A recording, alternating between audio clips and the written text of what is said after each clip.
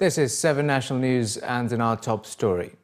The UAE Space Agency is currently working on the establishment of the Middle East's first space research centre, which is expected to cost 100 million dirhams over the next 5 years. The details of this project were unveiled at an event held to mark the official unveiling of the UAE Space Agency's strategy, plans and objectives for the coming years. His Highness Sheikh Mohammed bin Rashid Al Maktoum, the UAE Vice President, Prime Minister and ruler of Dubai, witnessed the launch of the plan in Abu Dhabi and stated that the establishment of a fully fledged space sector in the UAE with all necessary human resources, infrastructure and scientific research is a primary national objective.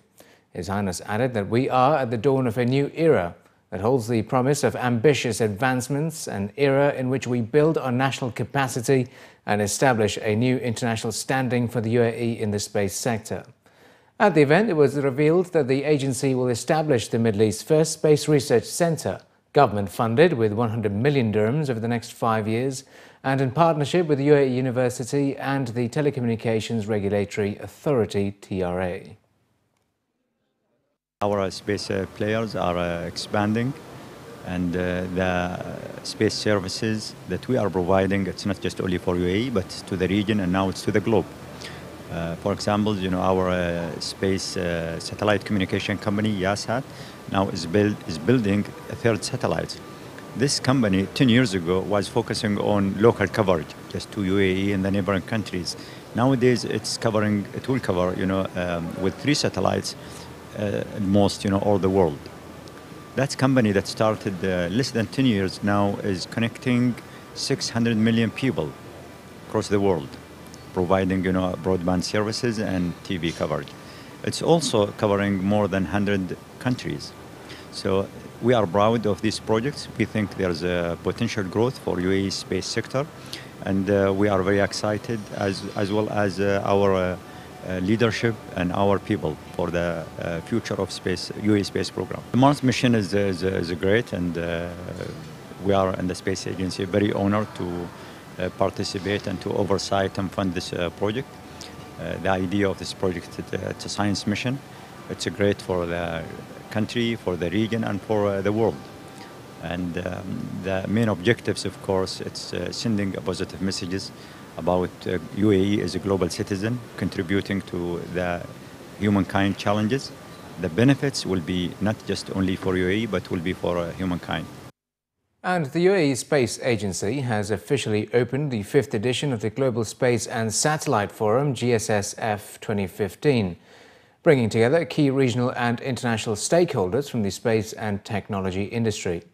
On the first day of the 2-day forum being held in Abu Dhabi National Exhibition Centre, the Director General of the UAE Space Agency, His Excellency Mohammed Al-Ahbabi, said that the UAE has invested more than 20 billion dirhams in the space sector, and through investments like these, the UAE aims to become one of the most advanced nations in the world in terms of space and satellite technology. Highlighting the main issues being discussed in the forum, His Excellency Al-Ahbabi said that everything from Earth observation, remote sensing and small satellites to launch systems will be explored in detail, and the creative exchange of ideas between the top minds in the space industry will not only help the UAE, but humankind around the world as well. Describing the challenges the space agencies around the world are facing, the Chief Executive of UK Space Agency, Dr. David Parker, said that the most important thing for space exploration are partnerships between different international space agencies, as space belongs to everybody and nobody. This is the fifth time that the Global Space and Satellite Forum that take place in Abu Dhabi. This is a big event by all means, especially this year. Coincidence and that took place adjacent to our space strategic plan ceremony yesterday. The level of participants, it's great, and the number as well. And this is actually, it's a clear indication that the international space community have a great interest to learn more about UAE space program. They have also interest to cooperate and to exchange, ideas and knowledge for the further development in the space domain. Absolutely. For the UAE, there are a lot of challenges in going to space. It's a very unforgiving environment. You only need one mistake and you've lost everything. So the thing about space engineering, it's about really testing and testing and testing so you know everything's going to work when you finally launch. And the challenge of getting to Mars is a fantastic one to get young people excited about the possibility of being involved in the space industry. And so I think it's great the UAE is doing that. We've been through the experience ourselves in doing a Mars mission several years ago, and we're working on new ones right now. So to have the UAE in the club of Mars exploration is a fantastic step forward. Explaining that the UAE Space Agency has made many strides in space technologies in such a short period of time, the Director of Jet Propulsion Laboratory at NASA, Dr. Charles Alachi, said that NASA is ready to cooperate with the UAE Space Agency to enhance its capacities, using the wealth of experience it has at its disposal. Talking about how small satellites have revolutionized the very concept of space sciences, the Group Executive Chairman of Surrey Satellite Technology Limited, Professor Sir Martin Sweeting, said that the advancement of technology has opened many unseen doors to space exploration, with more than 60 countries now actively involved in space research. Scientists and industry leaders attending the event will also discuss strategic space priorities, laws and regulations the space agency should develop, and effective ways to govern the national space policy and program. Finally, space exploration is an international endeavor, and the United States have been doing space exploration for almost 60, 70 years at the present time. So there is possibilities of collaboration between the UAE and NASA and other space agencies. So we are just starting the dialogue, about how can the United States and NASA actually work with the UAE and vice versa. So that's the first step into a long-term, hopefully a long-term relationship. Well, the development over the last decade of much smaller satellites, just as we've seen the development of laptops and mobile phones, which have got amazing computing power compared to the big computers of 2 or 3 decades ago, so small satellites are following a similar trend. We now see satellites which are perhaps the size of a domestic fridge, which have the same capabilities of a satellite that 20 years ago would be the size of a very large lorry. And of course, with size comes a reduction in size, comes a reduction in cost.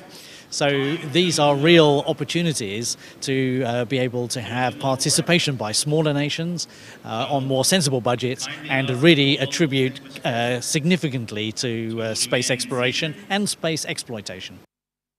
The region's largest trade fair for beauty, hair, fragrances and well-being, Beautyworld Middle East 2015, got off to a glamorous start in Dubai, with international, regional and local product launches grabbing the headlines. The 20th anniversary edition of the 3-day event was flagged off by His Excellency Dr. Rashid Ahmed bin Fahad, the UAE Minister of Environment and Water and Chairman of the Board of Emirates Authority for Standardization and Metrology.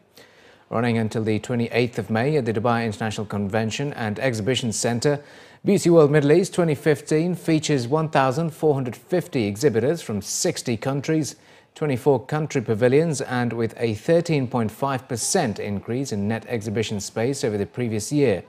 According to the organisers, Beautyworld Middle East's growing intercontinental footprint underlines the massive potential that exists in the Middle East and Africa region, which is now the world's fastest growing beauty and wellness market. The exhibition focuses on the 5 core areas of cosmetics and skincare, hair, nails and salon supplies, machinery, packaging and raw materials, fragrances and professional equipment and spa. Novelties this year are the halal certification. Of course, all cosmetic products entering the UAE have to be halal to start with, but the Emirati government has decided to issue a certification for those who are fully halal compliant. And a second new thing in the exhibition is organic products, which are all organic, skin-friendly, not animal tested, etc. We intended to focus on the quality that is required in the Middle East, not on the quality that is provided anywhere. So the Middle Eastern woman and in Khalij or in the northern part of the Middle East or North Africa, they have some some inquiries that were not satisfied. They like the intensive makeup. They like to have the black and the intensive black. They like the thick lashes, which is a little bit divergent than what was provided in regards of discretion in makeup, and which is a different behavior, different consumer behavior. We came into supplying the Middle Eastern women with this need, and we had a tremendous demand. And we went like exponential growth in the Middle East. And then we realized that everywhere in the world, it is a general trend. It's not only in the Middle East.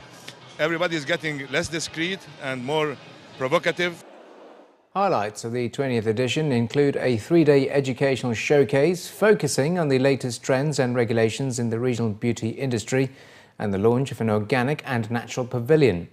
More than 29,000 trade visitors from 120 countries are expected to pass through the gates in the next 3 days.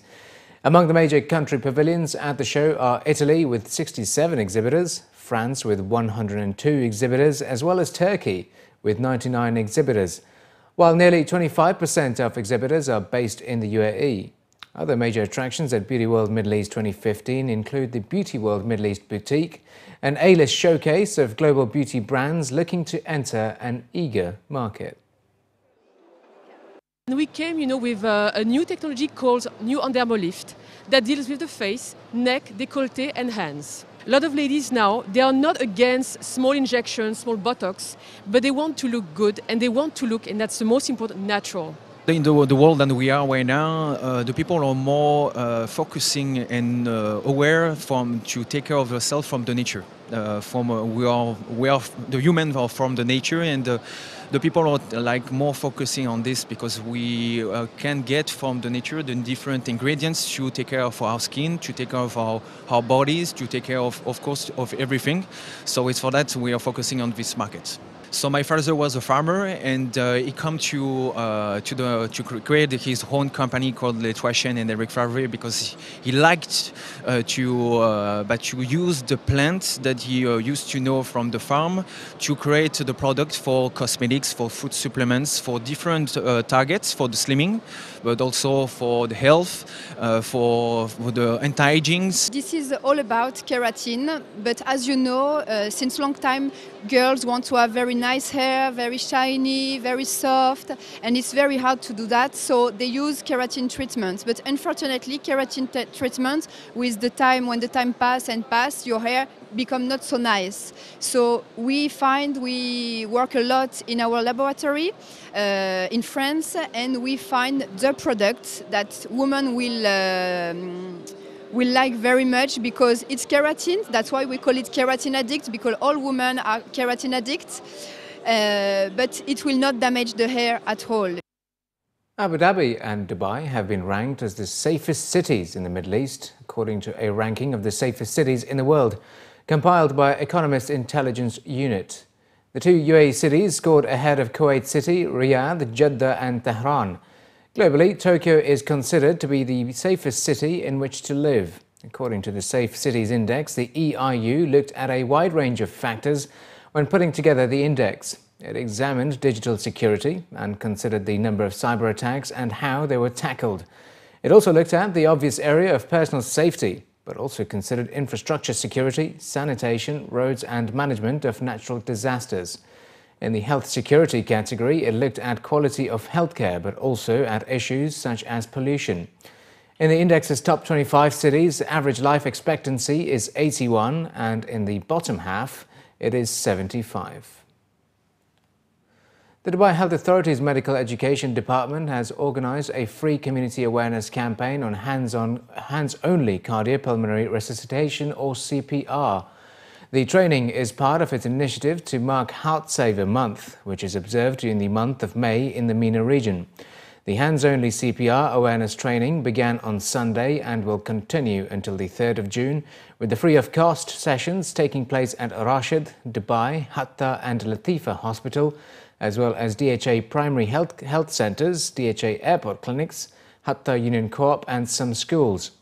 Commenting on the initiative, Dr. Jamila Al-Sheikh, the Director of Medical Education at the DHA, said that in a cardiac arrest, seconds count. So quick CPR from someone nearby before emergency professionals arrive at the scene can double or even triple a victim's chance of survival. It was also added that as many cardiac arrests happen outside a hospital, such as at home or at work, and the more people who know what to do, the more lives could be saved. These sessions are open for patients, visitors and medical staff. And finally, in the bulletin, following recent smartphone launches by Apple and Samsung, Chinese smartphone manufacturer Huawei has announced the launch of its new flagship phone, the P8. During the launch ceremony, the new Android phone was officially introduced to the Middle Eastern market, which is renowned for one of the highest smartphone penetration rates in the world.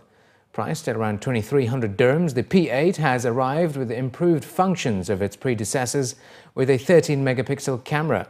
Boasting a 5.2-inch Full HD display, P8 phone is 6.4 millimeters thin with dual SIM cards and offers connectivity on 4G network.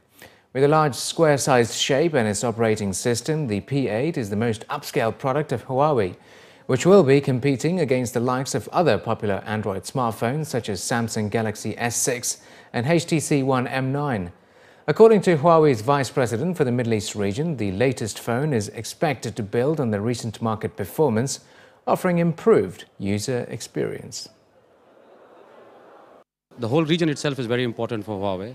The Middle East is one of the prime markets for the whole region, and we have great sales and great market shares in this region, which are continuously growing, and people accepting our brand and loving the brand and accepting the products to the core. So I think it's extremely very, very important for Huawei, this region. P8 will bring out a new step forward for Huawei as we go along, because not only it shows that great design and the great desire for the camera functions and everything, I think people will love to hold it in their hands.